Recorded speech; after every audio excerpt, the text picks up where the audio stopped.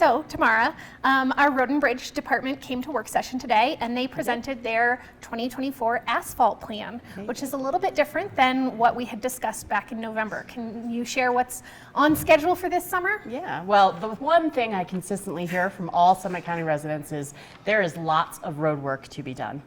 When we talk about re-asphalting roads, that's really about making the improvements overall that you need to the cracks and the potholes and all those kinds of things.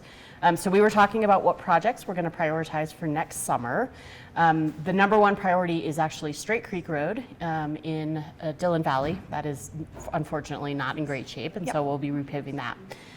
One of the things we had talked about was repaving Swan Mountain this summer. Yes. That is an $18 million investment, which sadly we do not have on our own. So we're relying on state and federal grants in order to be able to do that. And unfortunately, the state has changed their timeline for some of those grants. So we're going to have to move that back to the summer of 2025. Okay.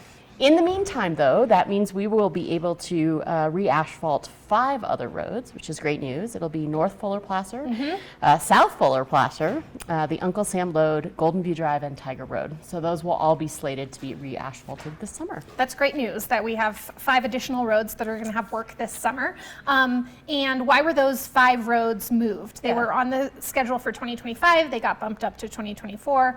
What was the thinking behind that? So all counties, all municipalities, we rate our roads. They get a, basically a grade, a letter grade as to what kind of shape they're in. Yeah. Those 5 roads moved from what we would consider to be an acceptable rating to not acceptable, and so that made us want to move them forward more quickly.